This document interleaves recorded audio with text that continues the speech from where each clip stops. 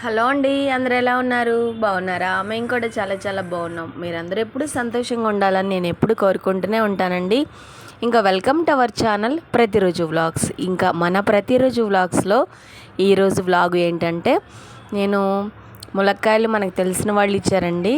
అవి ఎండిపోతున్నాయి. ఇంకా వాటిని వాళ్ళు కూర చేద్దామనేసి ఈ సీజన్లో పులుసు కూర చేసుకుంటే ఆరోగ్యానికి చాలా మంచిదని నేను ములక్కాయ పులుసు చేస్తున్నాను. ఉల్లిపాయ ముక్కలన్నీ వేసాను కదా, చక్కగా ఇలా అయితే కోసి పెట్టేశాను. ఇంకా టిఫిన్ కోసం సేమియా ఉప్మా చేద్దామనేసి అనుకుంటున్నాను. ఇంకా అదే చేద్దామని ఫిక్స్ అయినాను. ఇంకా వ్లాగ్ అయితే కంటిన్యూ అవుతుంది, చూస్తూనే ఉండండి. కొత్త వాళ్ళు ఎవరైనా ఉంటే వీడియో మొత్తం చూడండి, సబ్స్క్రైబ్ చేయండి నచ్చితే. ఇంకా ఆల్రెడీ సబ్స్క్రైబ్ చేసుకున్న వాళ్ళు ప్లీజ్ లైక్ చేయండి. ఇంకా వ్లాగ్ కంటిన్యూ అవుతుంది. చూడండి, ముక్కలు ఇలా కోసేసి పులుసుకి అయితే పెట్టేశాను కూరకి. ఇంకా ఒక విషయం మీతో షేర్ చేస్తానండి. మన ఇంటి దగ్గర 2 బజార్ల అవతల మనకు కాస్త తెలిసిన వాళ్ళు అనమాట. ఆయనకి ఆరోగ్యం బాగోలేదు. ఇద్దరు అమ్మాయిలు ఉన్నారు. వాళ్ళకి ఒక అమ్మాయికి ఎలాగోలా పెళ్లి చేశారు. కొంచెం అంత ఇంట్లో కాస్త ఇబ్బందిగానే ఉంటుంది వాళ్ళకి.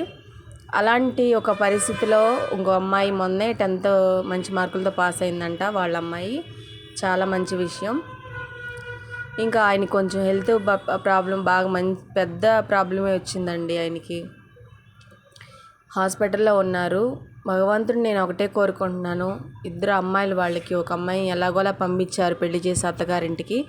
ఇంకొక అమ్మాయి చదువుకుంటుంది. అమ్మాయి మంచి మార్కులు తెచ్చుకుంది. అమ్మాయి బాగా చదువుకొని మంచిగా సెటిల్ అవ్వాలన్నా, ఏది చేయాలన్నా ఇంట్లో తల్లి తండ్రి ఇద్దరు చేస్తేనే కదండి పిల్లలకి ఒక మంచి ఫ్యూచర్ అనేది ఏర్పడుతుంది.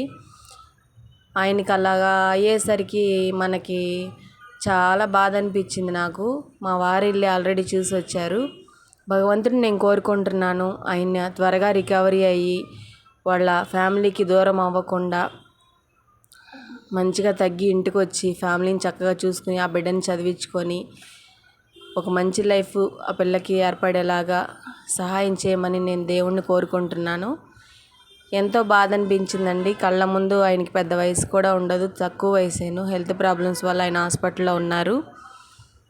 నేను దేవునికి ప్రార్థన చేశాను, దేవుణ్ణి కోరుకున్నాను ఆయనకి మంచి జరగాలనేసి. మీరు కూడా అలానే కోరుకోండి.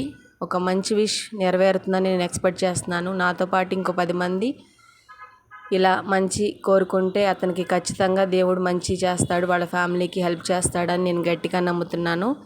ఈ వీడియో ఎవరు చూస్తున్నా కానీ అదే మీరు కోరుకోండి. మంచి వాళ్ళకి మంచి జరుగుతుందన్నమాట నిజం అవ్వాలి ఖచ్చితంగా. వాళ్ళ ఫ్యామిలీకి ఆ భగవంతుడు హెల్ప్ చేయాలి. ఇంకా మన వ్లాగ్ అయితే ఇలా కంటిన్యూ అవుతుంది. చూడండి, సేమియాలు అయితే నేను ఉప్మాకి చేస్తున్నాను. సేమియా ఉప్మా చేస్తున్నాను.